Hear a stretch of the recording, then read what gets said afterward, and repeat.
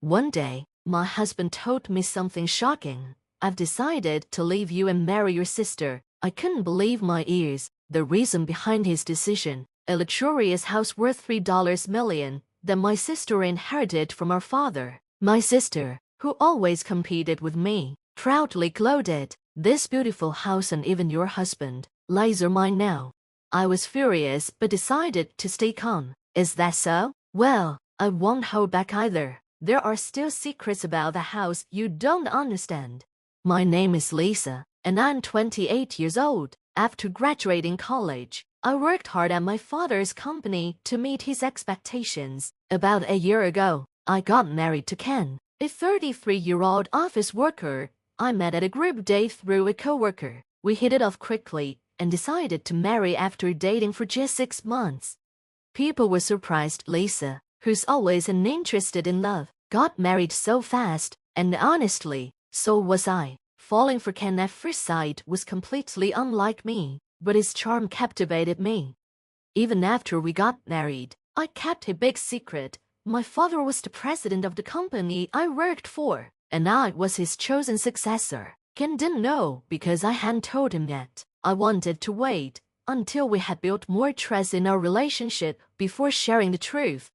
One day at work, my father called me to his office. This was unusual because we didn't interact much directly. When I entered, I saw him looking serious.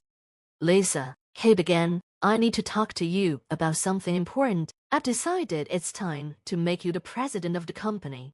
When my father told me he wanted to talk about me taking over the company, my first reaction was confusion. Why now? I had thought about succeeding him in the future, but this seemed too soon. Our family had been through a lot. My mother passed away in an accident over 10 years ago, and since then, my father raised my sister, Mia, and me on his own. Mia was difficult during her rebellious year 7 running away from home. She still doesn't have a stable job, relying on part-time work, and my father continues to help her. At 55, my father still had 5 years until retirement. He had just spent $3 million building a luxurious house, a few months ago a dream home. He often talked about enjoying with his friends in the future. It made no sense why he suddenly wanted to discuss handing over the company now. As I sat in his office, I noticed his expression was sad. It worried me. Was he unwell? Was something wrong? I couldn't shake the uneasy feeling. I finally asked, "Dad, why now? I've thought about taking over someday, but isn't it too early?" He replied firmly, "It's never too early. The sooner, the better. Here are some documents about the company. Take a look when you have time." I nodded quietly, feeling overwhelmed. My father smiled warmly. It wasn't the smile of a company president, it was the smile of a father, but his words left me anxious, as though he was hiding something. I couldn't ask any more questions, so I left his office with my thoughts spinning. That night, I told my husband, Ken, about everything. "I had a talk with my father today," I began. He looked surprised. "Wait, your father is the president of Smith's company?" "Yes," I admitted. "I'm sorry I didn't tell you before." "That's okay," he said, "but why is he suddenly talking about you taking over?" "I don't know," I replied, "but Ken, now you know. A few months ago, my father bought a huge house."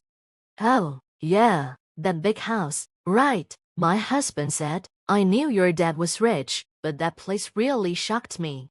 I nodded. "It cost $30 million. My husband couldn't believe it. It was a huge amount of money compared to how we usually lived.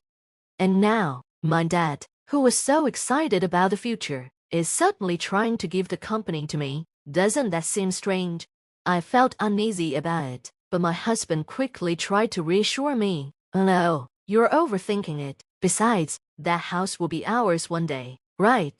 "I don't want to talk about that right now," I said. "I'm just worried about my father." But my husband was too excited about the mansion to focus on what I was saying. "This is amazing. We'll be living in a $30 million mansion one day. We're so lucky." His excitement made me feel like he wasn't taking my concerns seriously. I still couldn't shake the anxiety about my father's health, but maybe my husband was right, he was probably overthinking things. Months passed, and my worries continued. Then one morning, at 7, I got a call from the housekeeper with shocking news.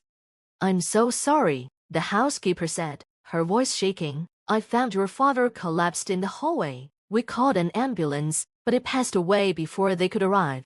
I couldn't believe it. The sadness hit me hard. I cried as I tried to process the news.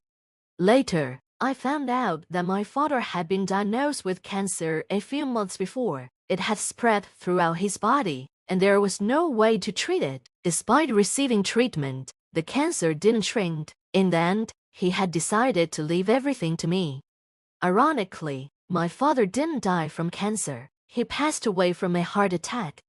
The doctor said that if it hadn't been for the heart attack, my father might have lived longer. Hearing this brought up feelings of frustration, but other emotions also began to build inside me. I decided to meet with my sister, Mia, to tell her about our father's cause of death. She showed up 30 minutes late, and when I told her about our father's passing, she seemed surprised for a moment but then quickly smiled. "Does that mean all of Dad's inheritance belongs to us now?" she asked, excited. I was shocked. "What are you talking about? In this situation, does that mean we get the house too?" Mia continued. "You have a job, big sis, so you don't need the house, right? So give it to me." I was appalled. "How can you talk like that just after Dad has died?" Mia, however, was only thinking about what she could get. Our father had always been generous, donating most of his money to causes like children's homes and refugee support. I had felt a little happy when he bought the mansion, thinking he was finally spending money on himself. But Mia didn't care about our father's death, she only cared about his money. I decided to teach her a lesson. The mansion was bought recently, and there were still huge loan payments to be made. Our father might not have fully understood how difficult those payments would be. I told Mia I was renouncing my inheritance rights and giving the house to her.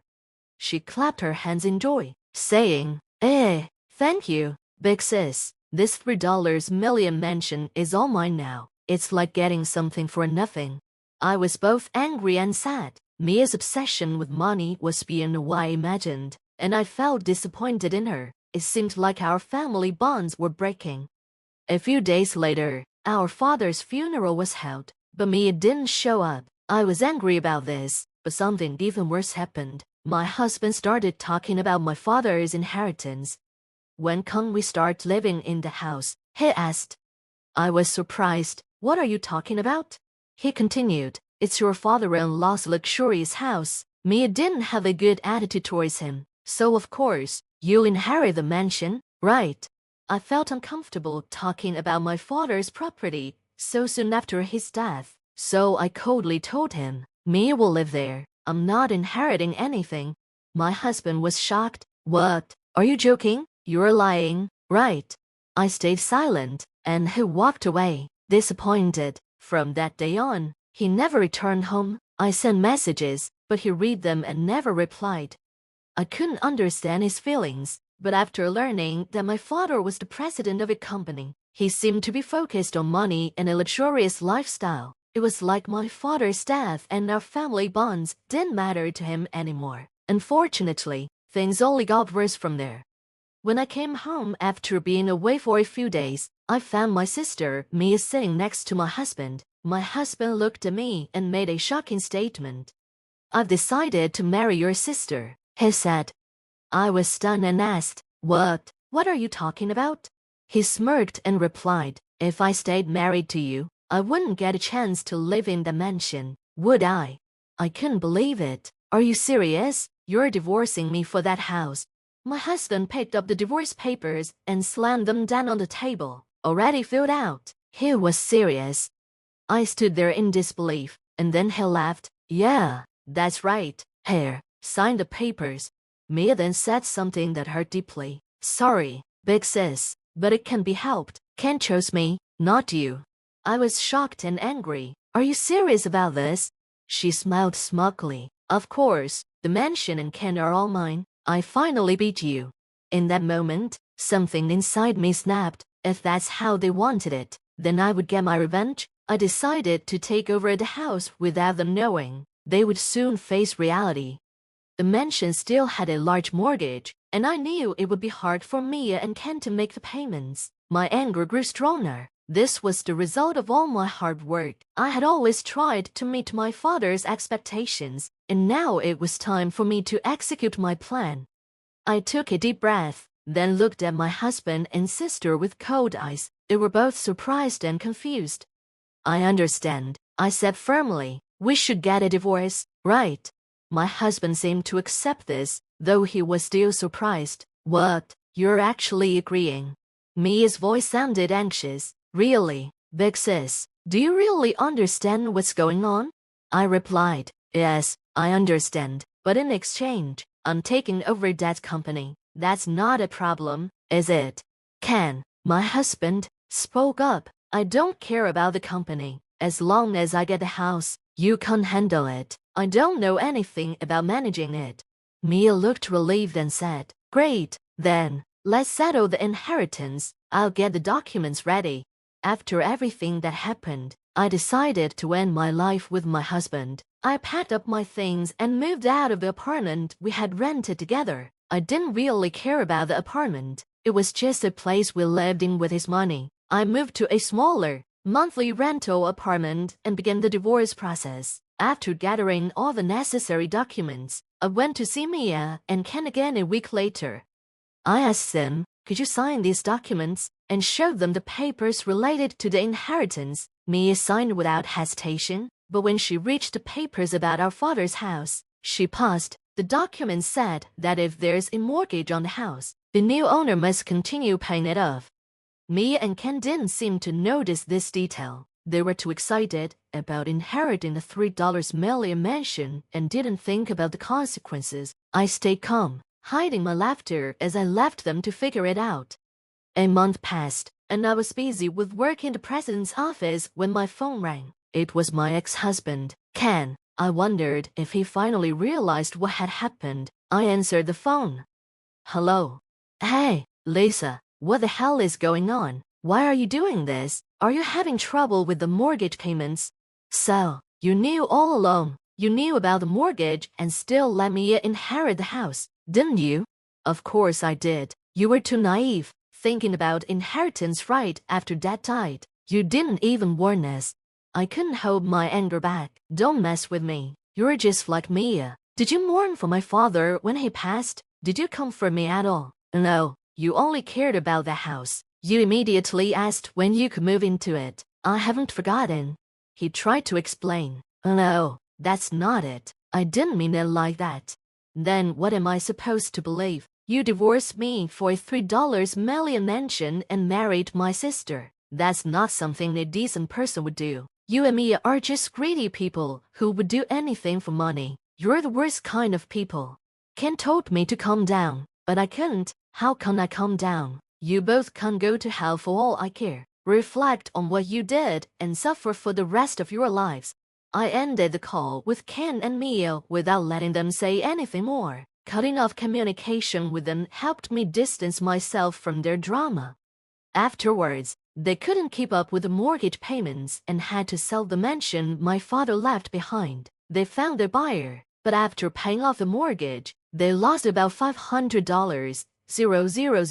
The burden of this debt now falls heavily on Mia, my sister. Since Ken also signed as a co-signer when the house ownership changed, the debt is now shared between them. It's clear they'll have to make sacrifices in the future to pay it off.